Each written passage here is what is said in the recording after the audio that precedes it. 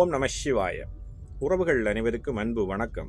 எல்லோரும் நலமாக இருக்கிறீர்கள் நினைக்கின்றேன். எல்லோரும் நலமாக இருக்க வேண்டுமென்று இல்லாமல் இறைவனை பிரார்த்தித்தவனாக வளமை போன்ற ஒரு குரலை காணொலி வடிவிலே பதிவிட்டு வருகின்றேன். அந்த வகையில் இன்று நாங்கள் காண்க இருக்கின்ற குரல் 1330 குரலிலே 342வது குரலாக அமைய இருக்கின்றது. நல்லொரு குரலாகவும் நல்லொரு உரைகளாகவும் அமைய பெற்றிருக்கின்றது.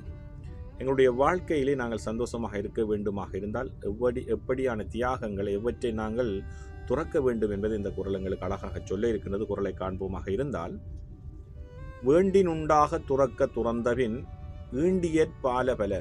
வேண்டினுண்டாக துறக்க துறந்தபின் ஈண்டியற் பால பல என்பதாக அமைந்திருக்கின்றது. இதற்கான முதலாவது உரையை நாங்கள் பார்ப்போமாக இருந்தால், துன்பமில்லாத நிலைமை வேண்டுமானால் எல்லா பொருட்களும் உள்ள காலத்திலேயே துறக்க வேண்டும். துறந்தபின் இங்கு பிறக்கூடும் இன்பங்கள் பல.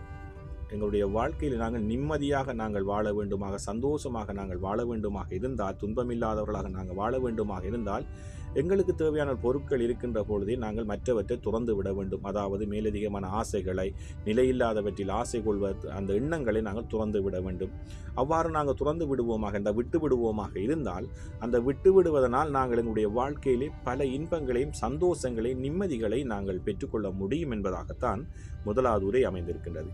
அதே போன்றுதான் கலைஞர் அவர்களும் வேண்டினுண்டாக துறக்க துறந்தபின் ஈண்டியற் பால பல என்ற குரலுக்காக ஒரு உரையை தந்திருக்கிறார்கள். அதை பார்ப்போமாக இருந்தால், ஒருவனை துன்பம் துளைத்தெடுக்காமல் இருக்க எல்லாம் இருக்கும் போதே அவற்றை துறந்து விடுவானேயானால் அவன் உலகில் பெறக்கூடிய இன்பங்கள் பலவாகும். ஒருவனை துன்பம் தாக்காமல், எங்களுடைய வாழ்க்கையிலே கஷ்டம் வராமல் நிம்மதியாக நாங்கள் வாழ வேண்டுமாக இருந்தால், நாங்கள் எங்களுக்கு தேவையானவை இருக்கின்ற பொழுதே மற்றவைகளை நாங்கள், மற்ற ஆசைகளை, பேராசைகளை, கூடான கோடி கனவுகளை நாங்கள் அந்த நிலையில்லாதவற்றில் ஆசை கொள்வதை நாங்கள் துறந்து விட வேண்டும், விட்டுவிட வேண்டும். அந்த சிந்தனை இல்லாதவர்களாக நாங்கள் இருக்க வேண்டும். அவ்வாறு இருக்கும்போது எங்களுடைய வாழ்க்கையிலே நாங்கள் பெறக்கூடிய இன்பங்கள், சந்தோஷங்கள் மிகவும் கூடுதலாக இருக்கும், பலவாக இருக்கும் என்பதாகத்தான் கலைஞருடைய உரை அமைந்திருக்கின்றது. அதே போன்றுதான் சாலமன் பாப்பையா அவர்களும் வேண்டினுண்டாக துறக்க துறந்தபின் ஈண்டியற் பால பல என்ற குரலுக்காக அழகான ஒரு உரையை தந்திருக்கின்றார்கள். அதை பார்ப்போமாக இருந்தால், பொருட்களின் மீதுள்ள பற்றை துறந்த பின் வந்து சேரும் இன்பங்கள் பல. இன்பங்களை விரும்பினால் துறவு கொள். அதாவது பொருட்களின் மீது, அதாவது நிலையில்லாதவை மீது நாங்கள் கொண்ட ஆசையை, அந்த பற்றை, அதன் மீது கொண்ட ஆசையினால் நாங்கள் நிம்மதி இழந்திருப்போம்.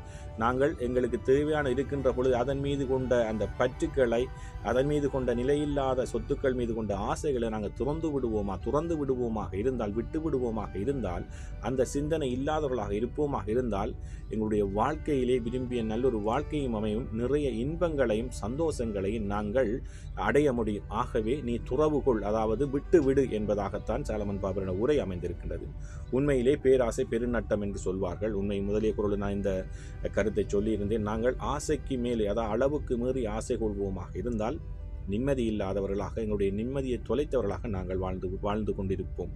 ஆகவே நாங்கள் அப்படி ஆசைக்கு மீறியவற்றை நாங்கள் ஆசை கொள்ளாதவர்களாக எல்லாத்தையும் துறந்து விட்டு இருப்போமாக இருந்தால் எங்களுடைய வாழ்க்கையிலே நிம்மதியையும் சந்தோஷத்தையும் நாங்கள் அடைவதில் எந்தவித ஐயமும் இல்லை. இன்றைய குரல் அதைத்தான் சொல்லியிருக்கின்றது. நல்லொரு குரலாகவும் அமைந்திருக்கின்றது. வேண்டினுண்டாக துறக்க துறந்தபின் ஈண்டியற் பால பல. எங்களுடைய வாழ்க்கையிலும் தேவைகளை குறைத்து எங்களுக்கு இருப்பதை கொண்டு சந்தோஷமாக வாழ்வோம். ஓம் நம சிவாய. நன்றி, வணக்கம். அடுத்த குரலை சந்திக்கலாம்.